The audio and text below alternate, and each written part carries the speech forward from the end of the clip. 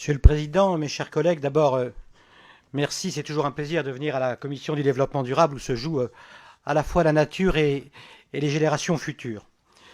Mes chers collègues, je me réjouis que notre commission examine et votre commission examine aujourd'hui la proposition de loi adoptée au Sénat à l'unanimité pour limiter l'engrillagement des espaces naturels et à protéger la propriété privée. Avant toute chose, je tiens à vous préciser que ce texte n'est pas un texte sur la chasse. Je ne suis moi-même pas chasseur. Il s'agit d'un texte sur la protection de la biodiversité et pour moi quelque chose d'important, la libre circulation des animaux sauvages.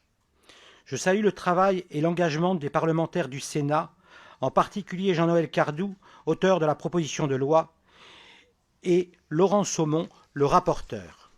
Plusieurs propositions de loi ont été tentées pour freiner cet engrillagement.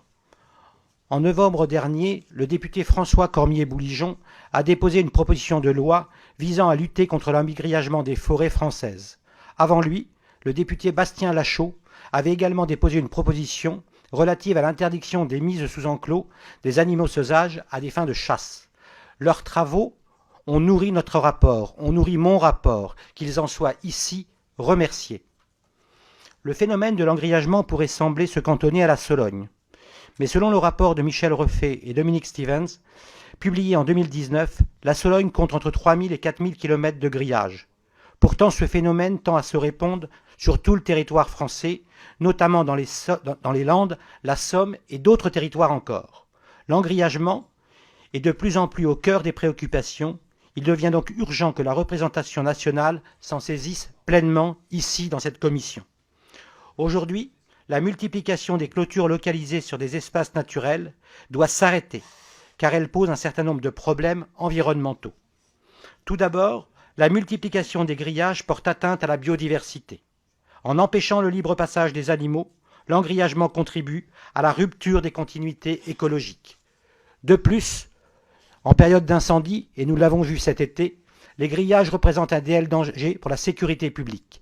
Les incendies dramatiques que nous avons encore connus cet été démontre à quel point il est important que l'intervention des pompiers ne soit pas freinée par des clôtures, ainsi que les animaux sauvages puissent fuir le feu et ne pas se retrouver, comme on a vu, avec des chevreuils cramés vivants dans les propriétés encloses. Par ailleurs, les clôtures ont un impact paysager préoccupant pour le développement du tourisme rural et l'esthétique de nos forêts. Enfin, tout particulièrement pour les espaces clôturés utilisés à des fins cynégétiques, l'engrillagement constitue un risque sanitaire et soulève des problématiques éthiques indéniables. Pour lutter contre les effets pervers dus à l'engrillagement excessif, cette proposition de loi vise à réguler la pose de clôture sur nos territoires. En même temps, je crois profondément que c'est un texte équilibré qui prend en compte, au même titre que l'enjeu de protection de la biodiversité, l'impératif de la protection de la propriété privée. Les auditions que nous avons conduites avec des associations de protection de l'environnement et des animaux, des fédérations de chasseurs, ainsi que des élus locaux ou des associations sportives, nous ont confortés dans l'idée que ce texte était non seulement très attendu, mais faisait également l'objet d'un consensus élargi. Si nous voulons la libre circulation des animaux sauvages, il nous faut garder à l'esprit que cette loi doit être équilibrée et acceptée par tous. Mon objectif est d'essayer de trouver un accord avec les sénateurs pour que dans 50 ans, on ne continue pas à en parler, mais qu'on agisse. L'article 1er pose le principe selon lequel toutes les cultures implantées doivent permettre en tout temps la libre circulation des animaux sauvages, sauf exception. Les clôtures devront désormais être posées plus de 30 cm du sol et ne pas dépasser 1,20 m de hauteur. Les clôtures édifiées postérieurement à la loi du 3 février 2005 relative au développement des territoires ruraux devront se mettre en conformité avec ces nouvelles règles. L'article 1er bis supprime les dérogations du droit commun de la chasse et s'applique dans les enclos cynégétiques. L'article 1er ter vise à faciliter l'accès et le contrôle de ces mêmes enclos et de leur territoire par les inspecteurs de l'environnement. Il contribue à faire en sorte que le droit de la chasse s'applique partout et donc le droit de nos agents. L'article 1er quater, introduit par le Sénat, assure la coordination juridique entre les nouvelles règles régissant les clôtures en milieu naturel et les règles relatives au lâcher de sangliers dans les chasses commerciales. Les articles 1er quinquesse et sexes octroie les moyens de contrôle et de sanctions nécessaires pour lutter efficacement contre l'engrillagement. L'article 1er quinquesse sanctionne le non-respect des nouvelles règles régissant les clôtures par une peine de 3 ans de prison et de 150 000 € d'amende. Cette sanction pourrait être complétée par la suppression du permis ou de l'autorisation de chasser. Quant à l'article 1er sexies, il permet aux agents de développement assermentés des fédérations de chasseurs de contrôler la conformité des clôtures en milieu naturel. L'article 2 introduit un nouvel article dans le code pénal qui sanctionne par une contravention de 5e classe le fait de pénétrer dans une propriété rurale ou forestière d'autrui sans autorisation.